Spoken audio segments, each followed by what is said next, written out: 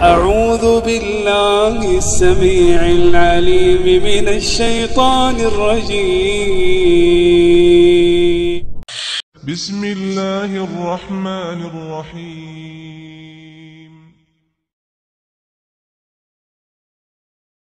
قال ألم أقل لك إنك لن تستطيع معي صبرا قال إن سألتك عن شيء بعدها فلا تصاحبني قد بلغت من لدني عذرا فانطلقا حتى إذا أتيا أهل قرية استطعما أهلها فأبوا أن يضيفوهما فوجدا فيها جدارا يريد أن ينقض فأقامه قال لو شئت لاتخذت عليه أجرا قال هذا فراق بيني وبينك سأنبئك بتأويل ما لم تستطع عليه صبرا أما السفينة فكانت لمساكين يعملون في البحر فأردت أن أعيبها وكان وراءهم ملك يأخذ كل سفينة غصبا وأما الغلام فكان أبواه مؤمنين فخشينا أن يرهقهما طغيانا وكفرا فأردنا أن يبدلهما ربهما خيرا منه زكاة وأقرب رحما وأما الجدار فكان لغلامين يتيمين في المدينة وكان تحته كنز لهما وكان أبوهما صالحا فأراد ربك أن يبلغا أشدهما ويستخرجا كنزهما رحمة من ربك وما فعلته عن أمري ذلك تأويل ما لم تسطع عليه صبرا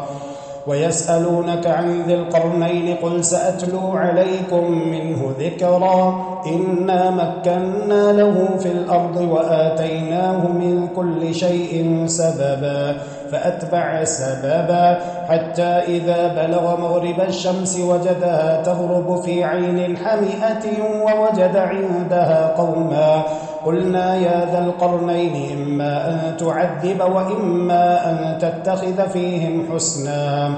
قال أما من ظلم فسوف نعذبه ثم يرد إلى ربه فيعذبه عذابا نكرا وأما من آمن وعمل صالحا فله جزاء الحسنى وسنقول له من أمرنا يسرا ثم أتبع سببا حتى إذا بلغ مطلع الشمس وجدها تطلع على قوم لم نجعل لهم من دونها سترا كذلك وقد أحطنا بما لديه خبرا ثم أتبع سببا حتى إذا بلغ بين السدين وجد من دونهما قوما لا يكادون يفقهون قولا قالوا يا ذا القرنين إن يأجوج ومأجوج مفسدون في الأرض فهل نجعل لك خرجا على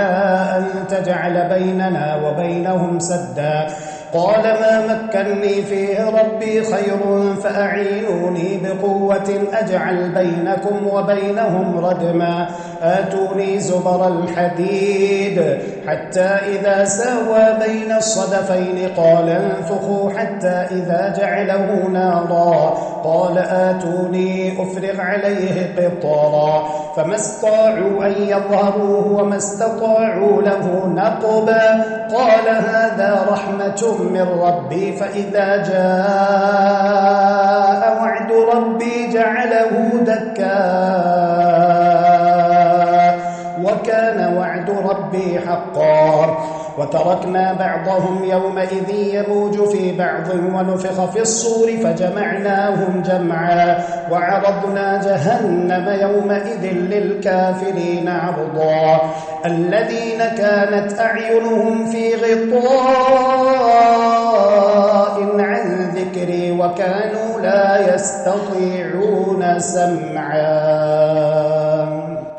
أفحسب الذين كفروا أن يتخذوا عبادي من دوني أولياء إنا أعتدنا جهنم للكافرين نزلا قل هل ننبئكم بالأخسرين أعمالا الذين ضل سعيهم في الحياة الدنيا وهم يحسبون أنهم يحسنون صنعا أولئك الذين كفروا بآيات ربهم ولقائه فحبطت أعمالهم فلا نقيم لهم يوم القيامة وزنا ذلك جزاؤهم جهنم بما كفروا واتخذوا آياتي ورسلي هزوا إن الذين آمنوا وعملوا الصالحات كانت لهم جنات الفردوس نزلا خالدين فيها لا يبغون عنها حولا قل لو كان البحر مدادا لكلمات ربي لنفد البحر قبل أن تنفد كلمات ربي ولو جئنا بمثله مددا قل إنما أنا بشر مثلكم يوحى إلي أنما إلهكم إله واحد فمن كان يرجو لقاء ربه فليعمل عملا صالحا ولا يشرك بعبادة ربه أحدا. بسم الله. كافها يا عين صاد ذكر رحمة ربك عبده زكريا إذ نادى ربه نداء خفيا قال رب إني وهن العظم مني واشتعل الرأس شيبا ولم أكن بدعائك رب شقيا وإني خفت الموالي من ورائي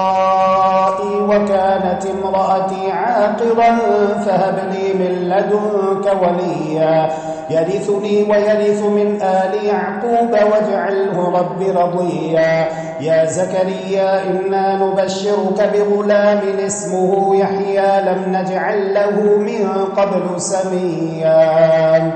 قال رب أنى يكون لي غلام وكانت امرأتي عاقرا وقد بلغت من الكبر عتيا قال كذلك قال ربك هو علي هين وقد خلقتك من قبل ولم تك شيئا قال رب اجعل لي آية قال آيتك ألا تكلم الناس 3 ليال سويا فخرج على قومه من المحراب فأوحى إليهم أن سبحوا بكرة وعشيا يا يحيى خذ الكتاب بقوة وآتيناه الحكم صبيا وحنانا من لدنا وزكاة وكان تقيا وبرا بوالديه ولم يكن جبارا عصيا وسلام عليه يوم ولد ويوم يموت ويوم يبعث حيا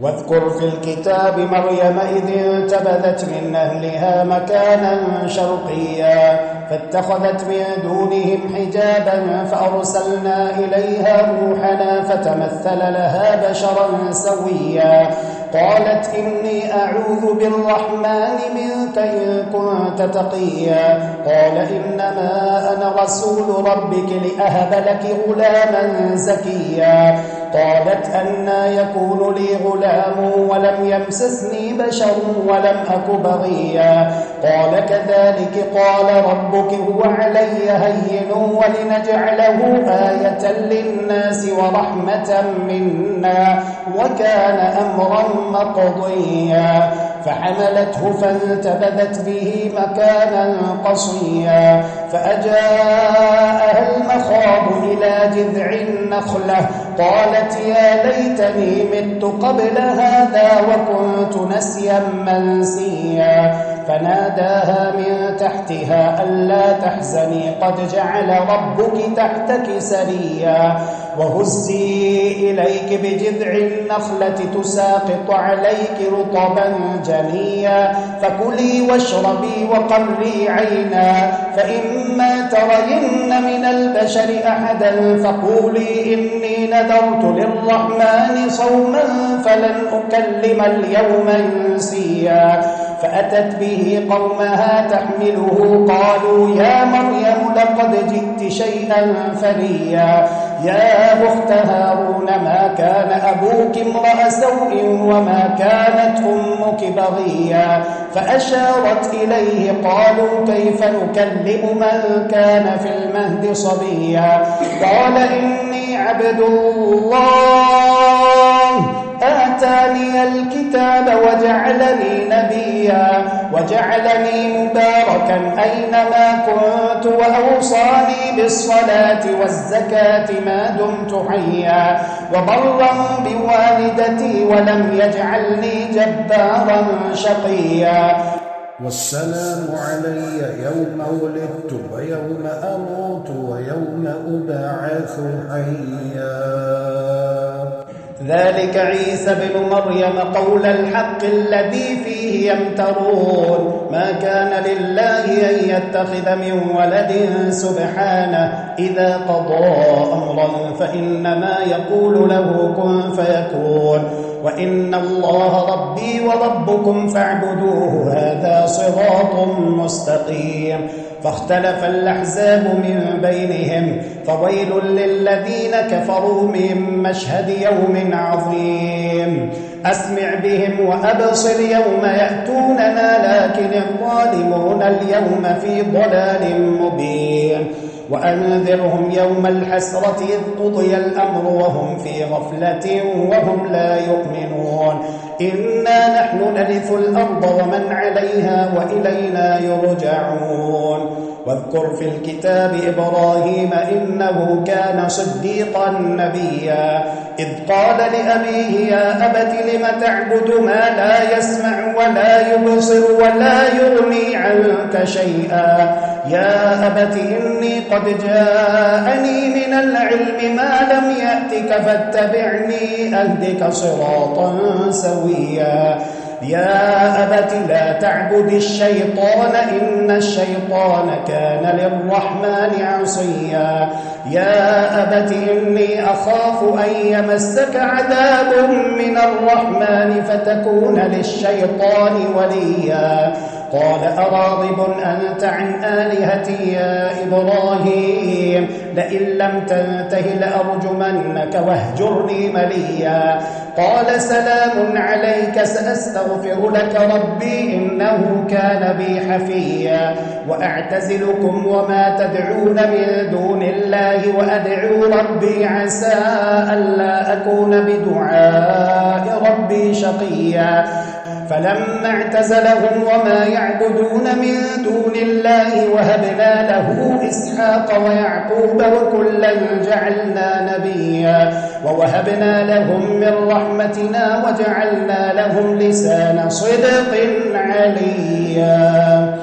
واذكر في الكتاب موسى إنه كان مخلصا وكان رسولا نبيا وناديناه من جانب الطور الأيمن وقربناه نجيا ووهبنا له من رحمتنا أخاه هارون نبيا واذكر في الكتاب إسماعيل إنه كان صادق الوعد وكان رسولا نبيا وكان يأمر أهله بالصلاة والزكاة وكان عند ربه مرضيا واذكر في الكتاب إدريس إنه كان صديقا نبيا ورفعناه مكانا عليا أولئك الذين أنعم الله عليهم من النبيين من ذرية آدم وممن حملنا مع نوح ومن ذرية إبراهيم وإسرائيل وممن هدينا واجتبينا إذا تتلى عليهم آيات الرحمن خروا سجدا وبكيا فخلف من بعدهم خلف أضاعوا الصلاة واتبعوا الشهوات فسوف يلقون غيا إلا من تاب وآمن وعمل صالحا فأولئك يدخلون الجنة ولا يظلمون شيئا جنات عدن التي وعد الرحمن عباده بالغيب إنه كان وعده مأتيا لا يسمعون فيها لغوا إلا سلاما ولهم رزقهم فيها بكرة وعشيا تلك الجنة التي نورث من عبادنا من كان تقيا وما نتنزل إلا بأمر ربك له ما بين أيدينا وما خلفنا وما بين ذلك وما كان ربك نسيا رب السماوات والأرض وما بينهما فاعبده واصطبر لعبادته هل تعلم له سميا ويقول الإنسان أئذا ما مت لسوف أخرج حيا أولا يذكر الإنسان أنا خلقناه من قبل ولم يك شيئا فوربك لنحشرنهم والشياطين ثم لنحضرنهم حول جهنم جثيا ثم لننزعن من كل شيعة أيهم أشد على الرحمن عتيا ثم لنحن أعلم بالذين هم أولى بها صليا وإن منكم إلا واردها كان على ربك حتما مقضيا ثم ننجي الذين اتقوا ونذر الظالمين فيها جثيا وإذا تتلى عليهم آياتنا بينات قال الذين كفروا للذين آمنوا أي الفريقين خير مقاما وأحسن نديا وكم مهلكنا قبلهم من قرن هم أحسن أثاثا ودئيا قل من كان في الضلالة فليمدد له الرحمن مدا حتى إذا رأوا ما يوعدون إما العذاب وإما الساعة فسيعلمون من هو شر مكانا وأضعف جندا ويزيد الله الذين اهتدوا هدى والباقيات الصالحات خير عند ربك ثوابا وخير مردا أفرأيت الذي كفر بآياتنا وقال لأوتين مالا وولدا أطلع الغيب أم اتخذ عند الرحمن عهدا كلا سنكتب ما يقول ونمد له من العذاب مدا ونرثه ما يقول ويأتينا فردا واتخذوا من دون الله آلهة ليكونوا لهم عزا كلا سيكفرون بعبادتهم ويكونون عليهم ضدا ألم تر أنا أرسلنا الشياطين على الكافرين تؤزهم أزا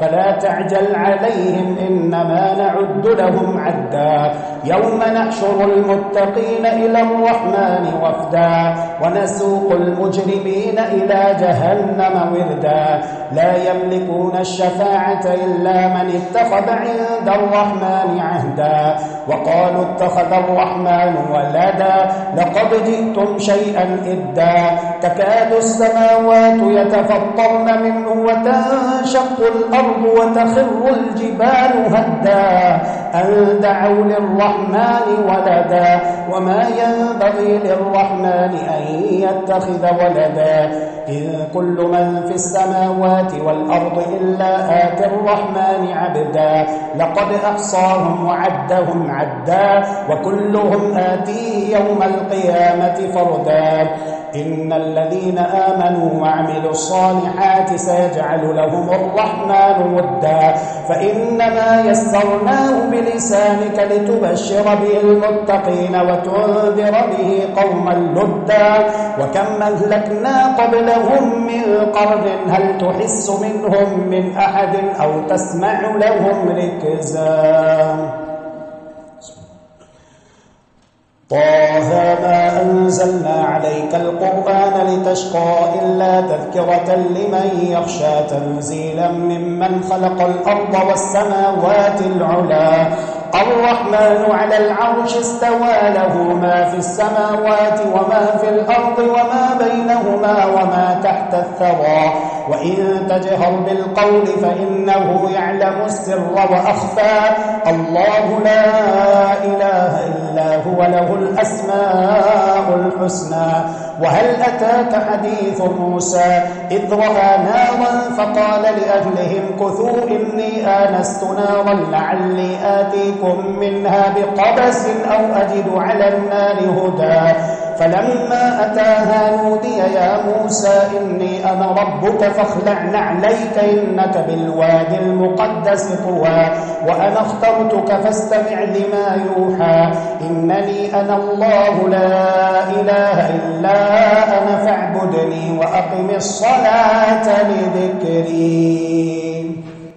إن الساعة آتية أكاد أخفيها لتجزى كل نفس بما تسعى فلا يصدنك عنها من لا يؤمن بها واتبع هواه فتردى وما تلك بيمينك يا موسى قال هي عصاي أتوكأ عليها وأهش بها على غنمي ولي فيها مآرب أخرى قال ألقها يا موسى فألقاها فإذا هي حية تسعى قال خذها ولا تخف سنعيدها سيرتها الأولى واضمم يدك إلى جناحك تخرج بيضاء من غير سوء آية أخرى لنريك من آياتنا الكبرى اذهب إلى فرعون إنه طغى قال رب اشرح لي صدري ويسر لي أمري واحلل عقدة من لساني يفقه قولي واجعل لي وزيرا من أهلي هارون أخي اشدد به أزري وأشركه في أمري كي نسبحك كثيرا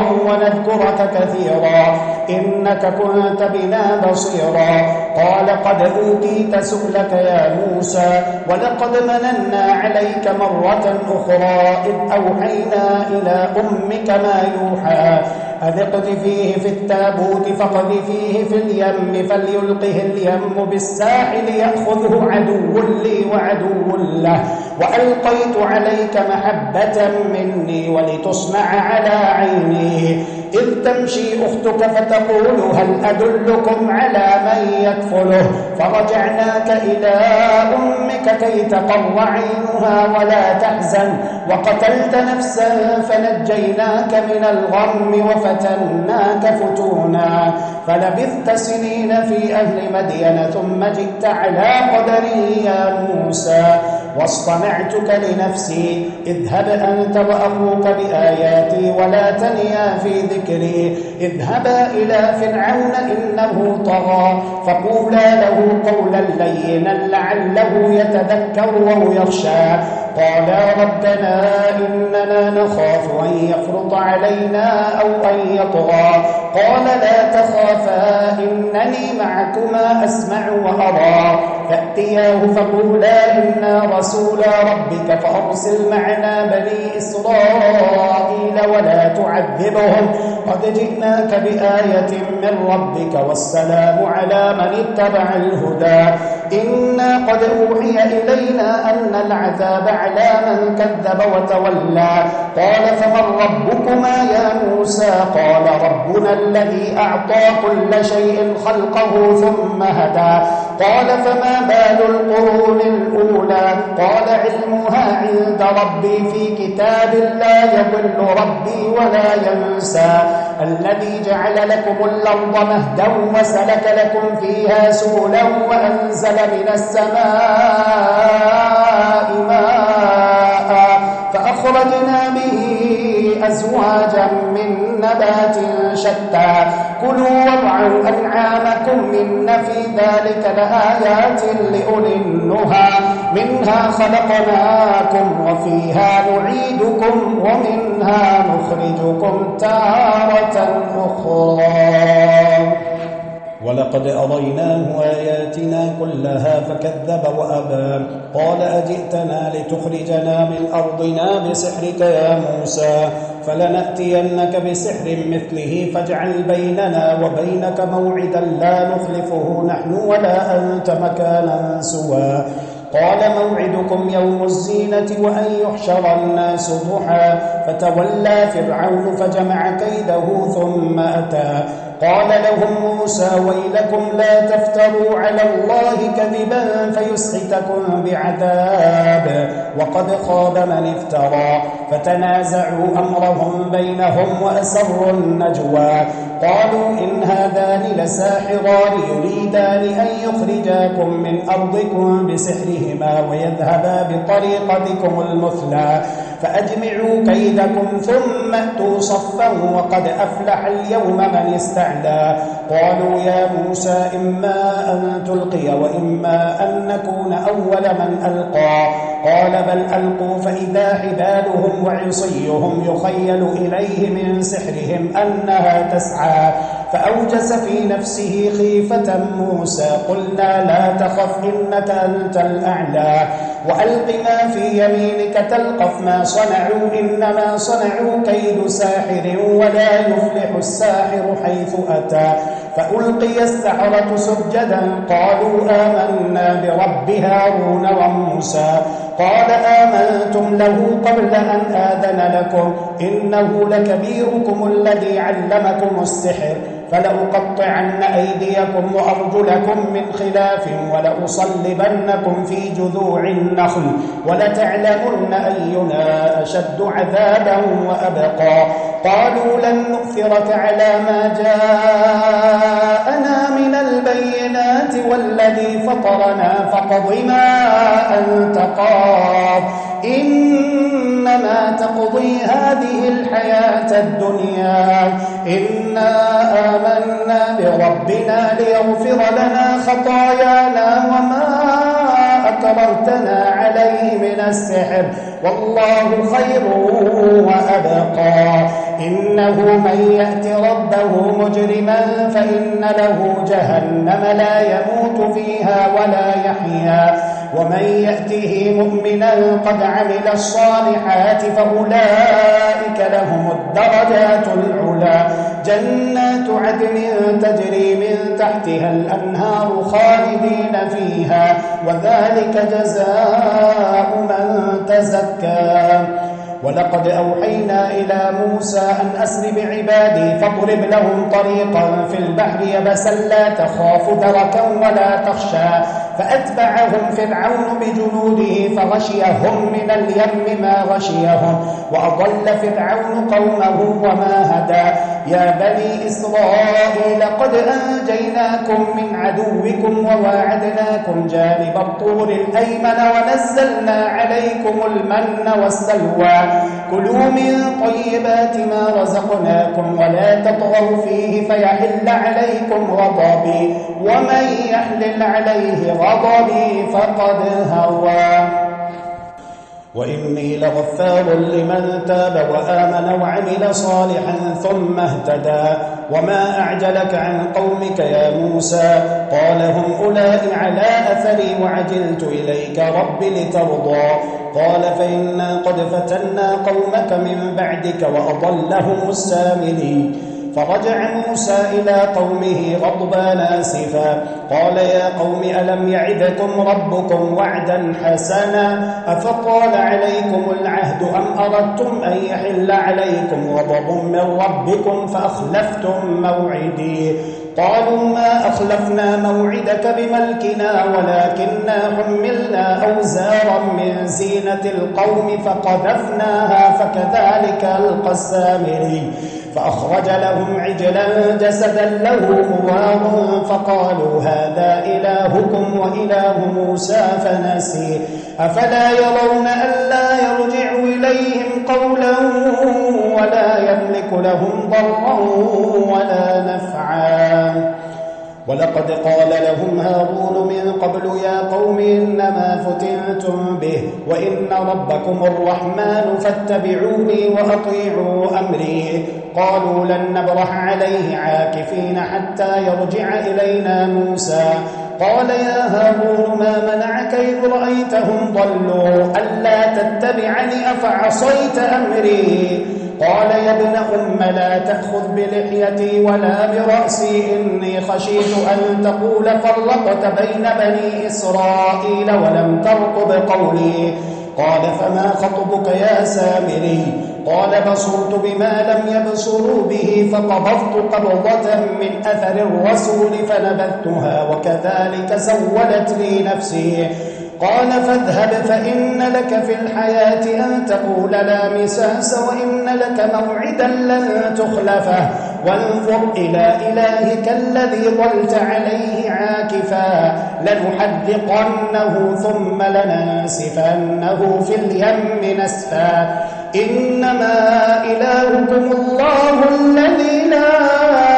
إله إلا هو وسع كل شيء علما كذلك نقص عليك من أنباء ما قد سبق وقد آتيناك من لدنا ذكرا من أعرض عنه فإنه يحمل يوم القيامة وزرا خالدين فيه وساء لهم يوم القيامة حملا يوم ينفخ في الصور ونحشر المجرمين يومئذ زرقا يتخافتون بينهم إن لبثتم إلا عشرا نحن أعلم بما يقولون إذ يقول أمثلهم طريقة إن لبثتم إلا يوما ويسألونك عن الجبال فقل ينسفها ربي نسفا فيذرها قاعا صفصفا لا ترى فيها عوجا ولا أمتا يومئذ يتبعون الداعي لا عوج له وخشعت الأصوات للرحمن فلا تسمع إلا همسا يومئذ لا تنفع الشفاعة إلا من أذن له الرحمن ورضي له قولا يعلم ما بين أيديهم وما خلفهم ولا يحيطون به علما وعنت الوجوه للحي القيوم وقد خاب من حمل ظلما ومن يعمل من الصالحات وهو مؤمن فلا يخاف ظلما ولا هضما وكذلك أنزلناه قرآنا عربيا وصرفنا فيه من الوعيد لعلهم يتقون أو يحدث لهم ذكرا فتعالى الله الملك الحق ولا تعجل بالقرآن من قبل أن يقضى إليك وحيه وقل رب زدني علما